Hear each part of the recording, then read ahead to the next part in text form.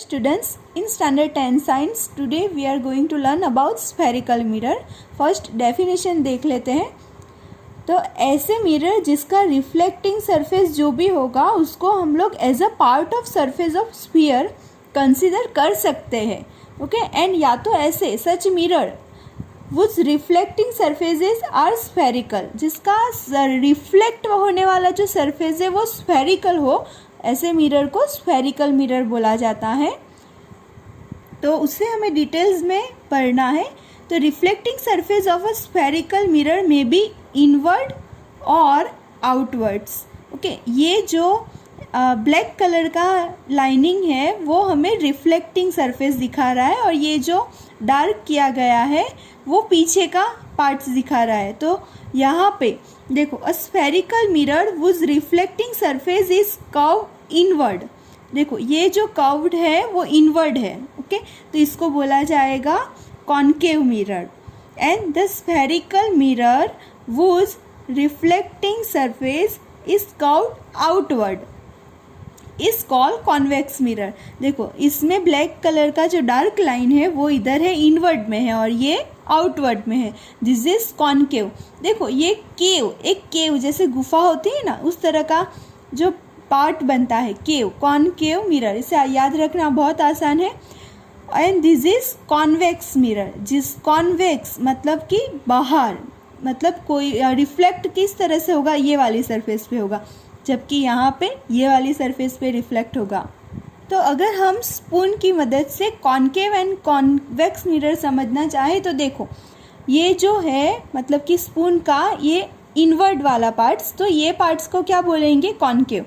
And this parts, ये वाला जो है उसको बोलते हैं कॉन्वेक्स. तो आप अगर अपना फेस देखने का ट्राई करोगे तो ये कॉन्केव में अगर आप देखना चाहोगे तो आपका ये जो पार्ट है वो इन्वर्टेड दिखता है, उल्टा दिखता है, और ये उसमें आपका जो फेस है वो सीधा ही दिखेगा. ये हम आगे पढ़ेंगे इसके बारे में. इससे पहले हम लोग कुछ टर्म्स इम्पोर्टेंस है concave mirror and convex mirror, उसका समझ लेते हैं. फर्स्ट पोल के बारे में समझना है.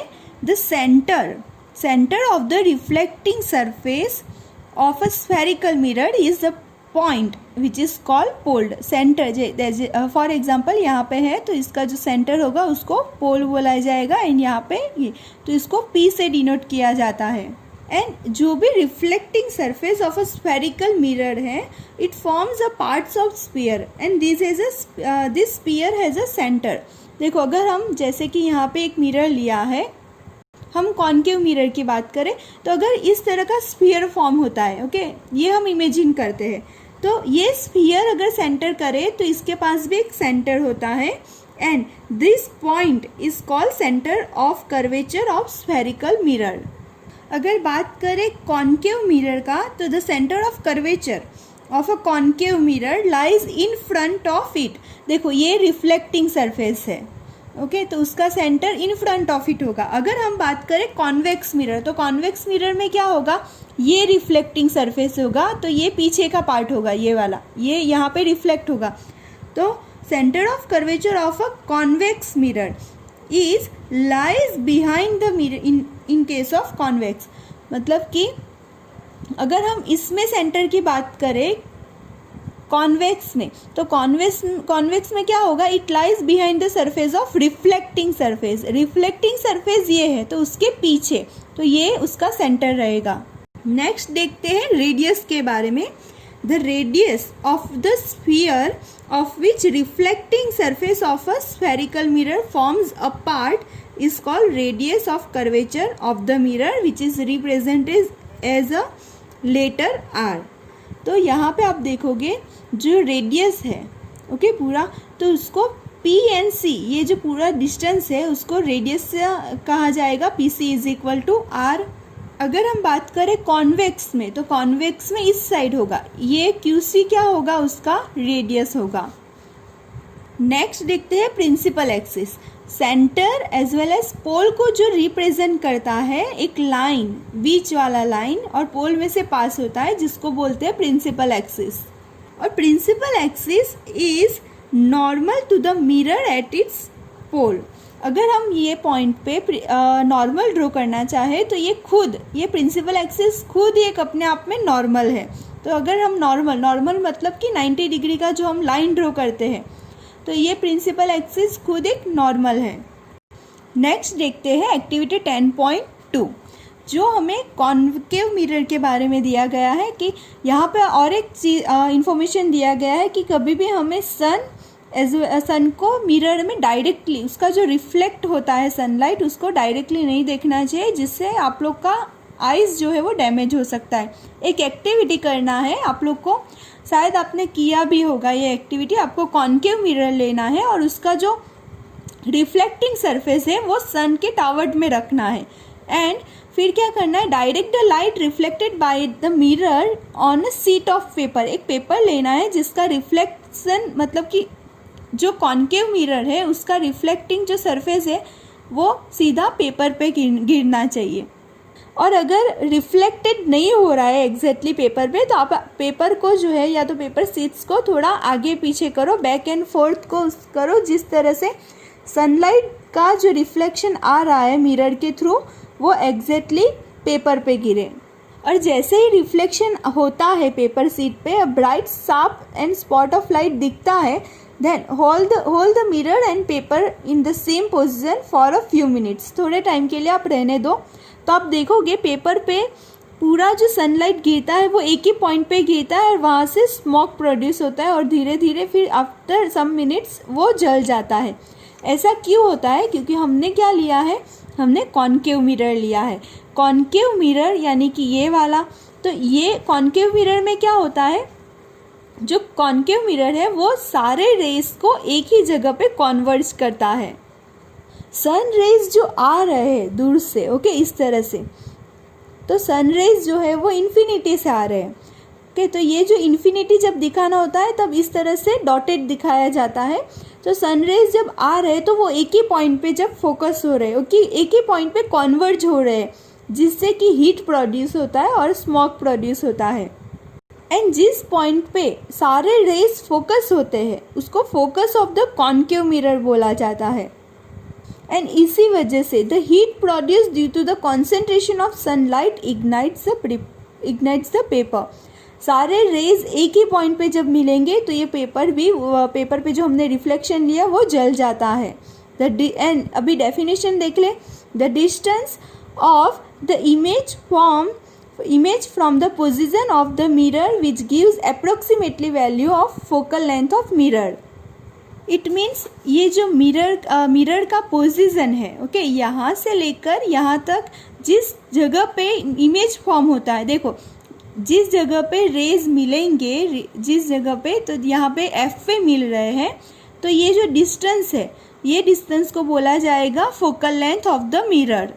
एंड यहाँ पे ये जो पॉइंट है जिस जगह पे सारे रेज इंटरसेक्टिंग कर रहे हैं, ये पॉइंट को principal focus of the concave mirror बोला जाता है, एंड जिसको एफ से डिनोट किया जाता है। नेक्स्ट देखते हैं कॉन्वेक्स मिरर। अब देखो कॉन्वेक्स मिरर में रिफ्लेक्टिंग सरफेस क्या होगा, ये आउटवर्ड वाला। तो ये जो लाइट रेज आ रहे हैं ये सारे इस तरह से आ रहे हैं, लेकिन कहीं भी मिल नहीं रहे हैं, देखो सारे अलग अलग डायरेक्शन में जा रहे हैं। लेकिन आप यही रेस जो अलग अलग डायरेक्शन में जा रहे हैं उसको हम पीछे इस तरह से लाइन बनाते हैं तो सारे फोकस पॉइंट पे मिलते हैं। कॉन्वेक्स मिरर में इससे उल्टा होगा। कॉन्वेक्स देखो यहाँ पे जो रिफ्लेक्टिंग सरफेस है उसी साइड में सेंटर है, लेकिन इसमें उल्टा होगा। यहाँ पे जो रिफ्लेक्टिंग सरफेस ये है, ये साइड वाला, ओके, लेकिन उसमें फोकस एंड सेंटर ये साइड में होगा। तो आप देखो कॉन्वेक्स में ये रेज को अगर हम पीछे इस तरह से लाइनिंग करते हैं तो ये फोकस यानी कि principal focus of the convex mirror इसको बोला जाता है, ये सेंटर हुआ। अगर हम फोकल लेंथ की बात करें, the distance between the pole and principal focus of a spherical mirror is called focal length. यहाँ पे भी डेफिनेशन दोनों में सेम ही रहेगा इसमें, ओके। फोकल लेंथ को जब डिनोट करना होता है तो उसको हम स्मॉल एफ से करते हैं, ओके, स्मॉल एफ। एंड जब फोकस पॉइंट को डिनोट करना है तो हम कैपिटल एफ का यूज करेंगे। नेक्स्ट टर्म देखते हैं विच इज एपरेचर। एपरेचर किसको बोलेंगे, तो मोस्ट ऑफ द जितने भी रिफ्लेक्टिंग सरफेस होती है वो ऑलवेज स्फेरिकल ही होती है, and which is by and large spherical. And जो सरफेस होता है उसमें सर्कुलर आउटलाइन होता है। देखो ऑलवेज सर्कुलर ही होता है इस तरह से, क्योंकि वही इसीलिए उसको स्फेरिकल बोला गया है। तो the diameter of the reflecting surface of the spherical mirror is called aperture. जो स्फेरिकल सरफेस है उसका अगर हम डायामीटर लेते हैं उसको बोलते हैं एपरेचर। यहाँ पे जो mn है उसका अगर हम डायामीटर ले इस तरह से, ओके, ये जो लाइन बनाया है ना मैंने यहाँ पे और इसमें इस तरह से, ये जो डायामीटर अगर ले तो उसको बोलेंगे aperture and mn represent the aperture. इसमें भी अगर हम ये मतलब कि ये वाला जो डिस्टेंस है ये mn diameter of the spherical surface, तो उसको बोलेंगे एपरेचर। और पूरे चैप्टर में हम इसके बारे में डिस्कस करने वाले हैं जिसका ये एपरेचर जो है वो उसके रेडियस से बहुत ही कम हो। पूरे चैप्टर में यही डिस्कस करने वाले हैं। नेक्स्ट देखते हैं, आप लोग देखो अपने जो रेडियस, ये रेडियस एंड फोकल लेंथ, इसका अगर हम रिलेशनशिप निकालें तो देखो रेडियस का जो डिस्टेंस है वो फोकल लेंथ से डबल है। Radius of curvature is found to be equal to twice of the focal length. ये जो रेडियस है वो फोकल लेंथ का डबल होता है and focal length is the half of the radius. And mathematically लिखे तो r is equal to 2 times focal length and f is equal to r/2। मतलब कि ये जो फोकल लेंथ है वो मिड पॉइंट है बिटवीन सेंटर एंड पोल। तो स्टूडेंट्स ये जो छोटे छोटे टर्म्स है, सेंटर है, पोल है, फोकल लेंथ है, फोकस पॉइंट है, रेडियस है, एपरेचर है, जो 1 मार्क्स में आ सकता है आप लोग को, तो इसको अच्छे से समझ लेना है। एक बार समझोगे पूरा चैप्टर आपको ऐसे ही समझ में आ जाएगा। Okay friends, thank you.